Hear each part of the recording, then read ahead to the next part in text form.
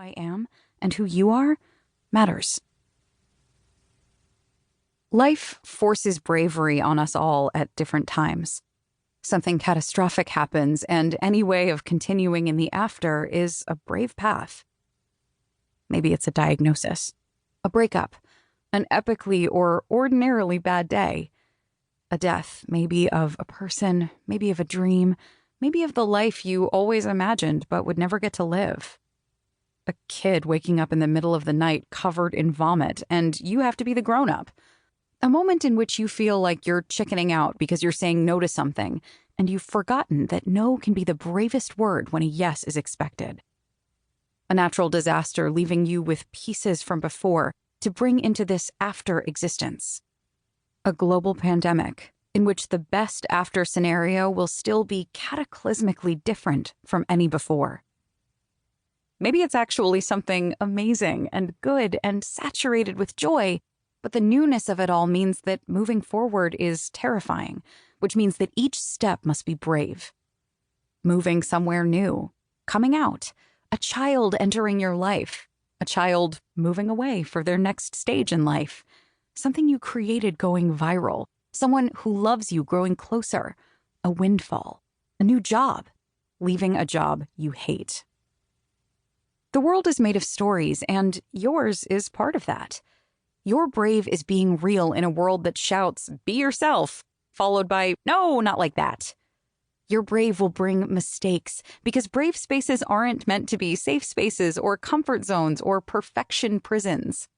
Embracing the brave that is yours will mean you might let others down, but you'll learn that's better than letting yourself down over and over. To be clear, bravery is never meant to be an excuse to be a dick. Some people will use it that way, but that's not really brave, y'all.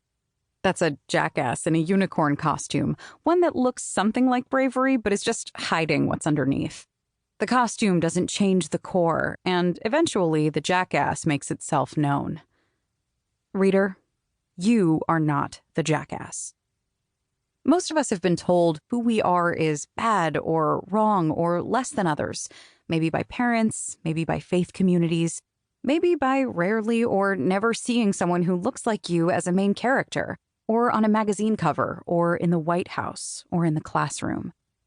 Living brave requires us to know ourselves and give ourselves permission to be that person, not the version others have handed to us like a unicorn costume. Unicorns are awesome, don't get me wrong, but you being you is more majestic. I'm a Christian, and I frame living brave for myself through the lens of my faith as becoming all of who God made me to be. I know that might sound triggering to those of you who have experienced religious trauma. For me, though, it works because I'm clear in my mind that God's self-proclaimed representatives are not God. When we're brave, we'll make some people unhappy. But we aren't meant to become all of the person fill-in-the-blank here thinks we should be. You have permission to deviate from that path, but that's not an offering from me. It's already yours. It was given by your creator and cannot be repossessed by anyone else. You are you. I am me. And that's how it's supposed to be. As an example, I know you might be mildly annoyed by the title of this book because, yes, it is grammatically incorrect. Per the rules of the English language, living bravely is what's proper. I'll explain the reason for the title, even though I've learned that being brave can be as simple as deciding other people aren't owed an explanation for every decision. It can be brave to answer, "I'm me, and this was my choice," without anything more detailed than that. When my now dead husband, Lee, was in elementary school, he always thought he was in trouble. "Walk quietly," the teacher would stage whisper to the class. "Come along quickly," if they were too slow. "Listen carefully," if they weren't. None of those exhortations were uncommon in school settings, but Lee heard them differently than the rest of us did.